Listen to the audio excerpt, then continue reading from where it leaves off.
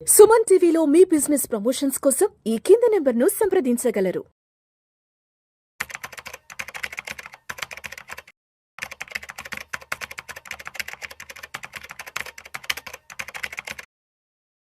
నమస్తే, welcome to Vishnu talks. నేను మీ విష్ణు. ప్రస్తుతంతో పాటు amphi registered mutual fund distributor wealthy Chakradhar గారు ఉన్నారు. వారితో మాట్లాడదాం.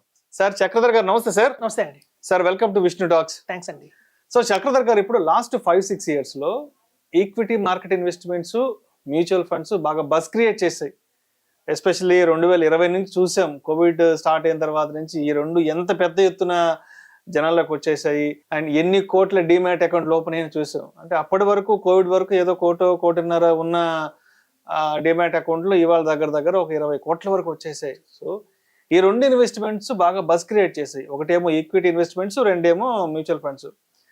అయితే ఈ రీసెంట్ టైమ్స్ లో వీటి తర్వాత ఈ పిఎంఎస్ ఒకటి, ఏఎఫ్ ఆల్టర్నేటివ్ ఇన్వెస్ట్మెంట్ ఫండ్ ఒకటి, ఆ తర్వాత వచ్చేసి ఇప్పుడు ఎస్ఐఎఫ్ స్పెషలైజ్ ఇన్వెస్ట్మెంట్ ఫండ్ అంట. అండ్ వీటి గురించి కూడా ఒక్కసారి డీటెయిల్డ్ గా చెప్పగలరు? పిఎంఎస్ గురించి, ఎస్ఐఎఫ్ గురించి అండ్ ఏఎఫ్ గురించి కూడా. యాక్చువల్ గా ఇప్పటికీ కూడా చాలా మంది కాల్ చేస్తారండి. ఆల్రెడీ మనకి మ్యూచువల్ ఫండ్స్ ఉన్నాయి కదా, మరి మేము ఎందుకు పిఎంఎస్ చేయాలి, అలాగే ఏఎఫ్ తీసుకోవాలి, అసలు వీటి మధ్య డిఫరెన్స్ ఏంటి, మాకు ఇంకా అర్థం కావట్లేదు, కన్ఫ్యూజన్ గా ఉంది, కొంచెం క్లారిటీ ఇవ్వండి అని చెప్తున్నారండి. మనం దీని వయాక మనం మంచి క్లారిటీ ఇద్దాం మంచి ఎగ్జాంపుల్ తో. ఇప్పుడు చూడండి, ఒక బండ గుర్తు పెట్టుకోవాలండి. ఏదైనా సరే బండ గుర్తు అని ఒకటి ఉంటుంది అనమాట. అంటే ఇప్పుడు మీకు ఎగ్జాంపుల్ చెప్తాను. మా చిన్నప్పుడు నేను 1వ తరగతి చదివేటప్పుడు నాకు ఇండిపెండెన్స్ డేకి, రిపబ్లిక్ డేకి డిఫరెన్స్ తెలియదు. అంటే ఏదప్పుడు వస్తుంది, జనవరిలో వచ్చేది ఏది, ఆగస్ట్ లో వచ్చేది ఏది, చాలా మందికి అసలు ఎవరికి తెలియదు. ఆప్షన్స్ ఎగ్జామ్ లో క్వశ్చన్ వస్తుంది కంపల్సరీగా. అయితే మా నాన్నగారిని అడిగాను, నాన్నగారు అసలు నాకు కన్ఫ్యూజన్ అండి, ఏది ఎప్పుడు వస్తుంది అని. అరే నీకు ఎయిర్ స్పెల్లింగ్ తెలుసా అన్నారు. అంటే తెలుసు అండి, ఏఆర్ ఏఐఆర్ ఇయర్. ఏ అంటే ఆగస్ట్, ఐ అంటే ఇండిపెండెన్స్ డే, ఆర్ అంటే రిపబ్లిక్ డే. సో ఏ పక్కన ఉన్నది ఏంటి, ఐ అంటే ఆగస్ట్ లో వచ్చేది ఇండిపెండెన్స్ డే, రిపబ్లిక్ డే జనవరి లో వస్తుంది. సింపుల్. సో ఎప్పుడైతే ఎయిర్ గుర్తుంచుకున్నానో నాకు క్లారిటీ వచ్చేసింది. ఒక ఆగస్ట్ పక్కన ఏ పక్కన వచ్చేది ఐ, ఇండిపెండెన్స్ డే ఆగస్ట్ లో ఉంటుంది, మిగతాది జనవరిలో ఉంటే రిపబ్లిక్ డే. ఇంకా మనకు అలా బండగా గుర్తుపెట్టుకుంటే లైఫ్ లో మళ్ళీ మర్చిపోం. అవును. సో అట్లాగే చాలా మందికి మ్యూచువల్ ఫండ్స్, మీరు అన్నట్టు ఎస్ఐఎఫ్, అలాగే మనకి వచ్చి పిఎంఎస్, ఏఎఫ్ డిఫరెన్స్ ఏంటి అనేది ఉంటుంది.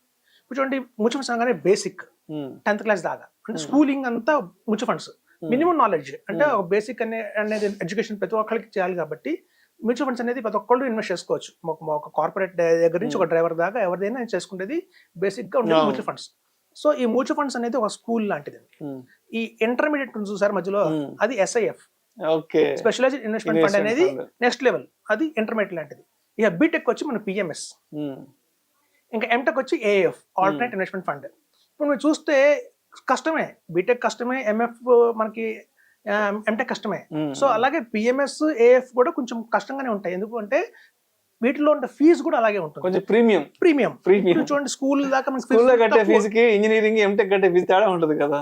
అందుకే గవర్నమెంట్ కూడా ఏం చేసిందంటే, సెబీ కూడా స్కూల్ దాకా ఫీజు తక్కువ ఉంటుంది కాబట్టి మనకి 5,000తో కూడా ఇన్వెస్ట్మెంట్ చేసుకోవచ్చు. అది స్కూలింగ్ అంతా. ఈ ఎస్ఐఎఫ్ అనేది చూసారా, అది ఇంటర్మీడియట్ అనుకున్నాం, మినిమం 10 lakhs పెట్టాలి. సో ఎంతైనా ఇన్వెస్ట్ చేసుకుంటే స్కూల్, చిన్న అమౌంట్స్ 5,000, 50,000, 1 lakh వేసుకుంటే స్కూల్ మ్యూచువల్ ఫండ్స్. నెక్స్ట్ వచ్చేది ఎస్ఐఎఫ్ ఇంటర్మీడియట్.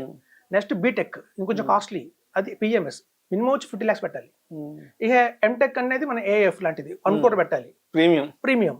సో మనకి ఇట్లా మనం అర్థం చేసుకుంటే అది ఈజీగా ఉంటుంది. సో ఇప్పుడు చూడండి, ఎంతసేపు మనం స్కూల్లోనే కూర్చోం కదా, పాస్ అవుతూ ముందుకు వెళ్తాం. ఇంకా నెక్స్ట్ లెవెల్లో బీటెక్, తర్వాత ఎంటెక్ చేస్తాం.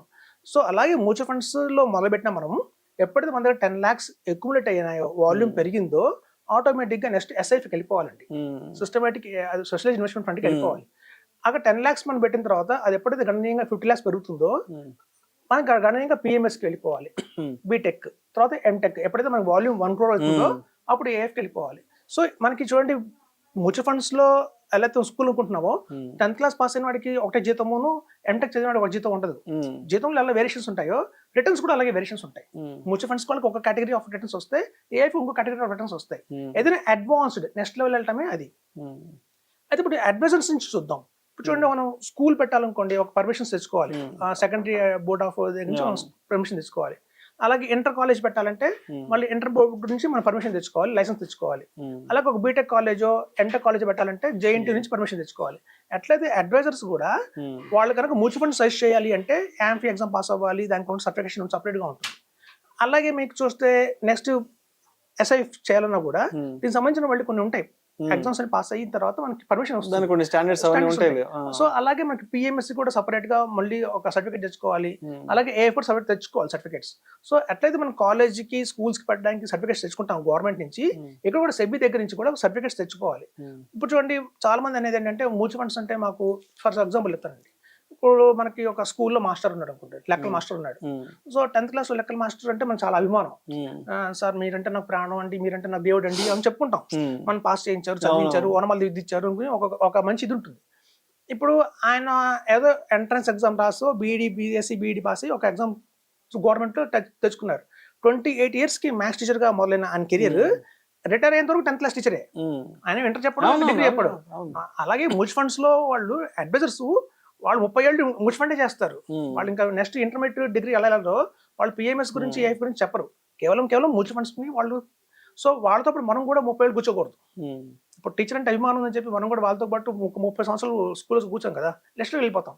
సో అట్లాగేనండి మళ్ళీ చెప్తున్నాను, మ్యూచువల్ ఫండ్స్ అంటే మన స్కూలింగ్ లాంటిది, బేసిక్ అంతే. నెక్స్ట్ లెవెల్ ఎస్ఐఎఫ్, తర్వాత పిఎంఎస్, తర్వాత ఏఎఫ్, అలాగే బీటెక్ ఎంటెక్ లాగాను. సో ఇది కనుక మనం అర్థం చేసుకుంటే మాత్రం, ఆ కేటగిరీస్ అర్థం చేసుకుంటే మనం ఈజీగానే గుర్తుండిపోతుంది. ఓకే, లైఫ్ లో గుర్తుండిపోతుంది, నెక్స్ట్ స్టెప్స్ ఇలా ఉన్నాయి. సో మనం దగ్గర 50 లక్షలు రెడీగా ఉన్నాయి అంటే మళ్ళీ మనం కిందకి వెళ్ళకుండా డైరెక్ట్ పిఎంఎస్ లో వెళ్ళిపోవచ్చు. ఎందుకంటే పిఎంఎస్ లో కూడా చాలా పెద్ద ఓషన్ అండి అది. అందులో కూడా మనకి మ్యూచువల్ ఫండ్స్ లో స్టాక్స్ ఉంటాయి కానివ్వండి, మళ్ళీ పిఎంఎస్ లో మ్యూచువల్ ఫండ్స్ కూడా ఉంటాయి. ఓకే, అది కూడా ఉంటుంది. సో కాబట్టి ఏంటంటే పిఎంఎస్ లో కూడా చాలా వెరైటీస్ ఉన్నాయి. మా బ్లూ చిప్ పిఎంఎస్ అని, లేకపోతే మనకి కోరెన్ సాటెడ్ పిఎంఎస్ అని, mid cap small cap PMS అని, అట్లాగే మీకు వచ్చేసి మొమెంటమ్ పిఎంఎస్ అని, ఇట్లా రకరకాల పిఎంఎస్లు ఉన్నాయి. సో మన దగ్గర 50 lakhs ఉంటే మాత్రం పిఎంఎస్కి వెళ్ళిపోవాలి. 1 crore ఉంటే మాత్రం వెనక్కి తిరిగి చూసుకోండి, ఏఎఫ్ వెళ్ళిపోవాలి. అది బెస్ట్. అందులో మనకి టాక్సేషన్ పడదు. ఇప్పుడు మ్యూచువల్ ఫండ్స్ చూడండి, మీకు 2 కోట్లు పెట్టినా 3 కోట్లు పెట్టినా రేపు పొద్దున్న 10 కోట్లు అయినా అనుకోండి, ఆ ట్యాక్స్ కట్టాలి దాని మీద. కానీ ఏఎఫ్ లో ఏంటంటే ట్యాక్స్ అంతా కూడా పైన కట్టేస్తారు, వాళ్ళే కట్టేసి మన చేతి ఫ్రీగా ఇస్తారు. సో ట్యాక్స్ ఫ్రీ రిటర్న్ వస్తుంది మన చేతిలోకి. సో పెద్ద దాంట్లో అడ్వాంటేజెస్ ఉన్నాయండి. కాబట్టి మనం చెప్పేది ఏంటంటే, నాకు తెలిసి ఇప్పుడు మీకు క్లారిటీ వచ్చేసి ఉంటుంది డిఫరెన్స్ ఏంటి క్లియర్ గా మ్యూచువల్ ఫండ్స్ కి ఎలా అని చెప్పి. So mutual funds SIF, PMS, AF, మన 10th class, intermediate, BTech, MTech, ఇదేనండి క్లియర్ గా. సో ఇది ఇప్పుడు మనకి ఆల్రెడీ అన్ని రన్నింగ్ లో ఉన్నాయి కదా, మ్యూచువల్ ఫండ్ రన్నింగ్ లో ఉంది, పిఎంఎస్ రన్నింగ్ లో ఉంది, ఏఎఫ్ రన్నింగ్ లో ఉంది. ఎస్ఐఎఫ్ ఇది అంటే ఎప్పటి నుంచి ఇంప్లిమెంటేషన్? జూన్ నుంచి రావచ్చండి. ఆల్రెడీ ఏఎంసీస్ దగ్గర వచ్చేసింది, వర్కౌట్ చేస్తున్నారు. నాకు తెలిసి జూన్ జూలై కల్లా మనకి మార్కెట్ లోకి వస్తాయి. సో జూన్ జూలై కల్లా ఈ స్పెషలైజ్డ్ ఇన్వెస్ట్మెంట్ ఫండ్ అనే దాన్ని తీసుకురాబోతున్నారు. వాటి కొంచెం కొన్ని ప్రాసెస్ ఉన్నాయండి, చివరిలో ఉంది, ఫినిషింగ్ టచ్ లో ఉంది అది. ఓకే, ఆల్రెడీ దానికి వర్కౌట్ జరుగుతుంది దాని మీద. దాని కూడా ఏంటంటే కొన్ని క్వాలిఫికేషన్స్ ఉన్నాయి, అది అడ్వైజ్ ఎవరు చేయాలి అనే వాళ్ళ మీద కొన్ని ఎగ్జామ్స్ జరుగుతున్నాయి. సో అవి క్లియర్ అయితే కనుక అప్పుడు మన మార్కెట్ లోకి అవైలబిలిటీలో వస్తాయి. అంటే ఇప్పుడు పిఎంఎస్ కుదరని వాళ్ళు, మ్యూచువల్ ఫండ్స్ కాదు అనుకున్న వాళ్ళకి ఎస్ఐఎఫ్ కొంత రిలీఫ్ ఇస్తుంది. అంటే ఇప్పుడు పిఎంఎస్ లో 50 లక్షలు టికెట్ తీసుకోవాలి.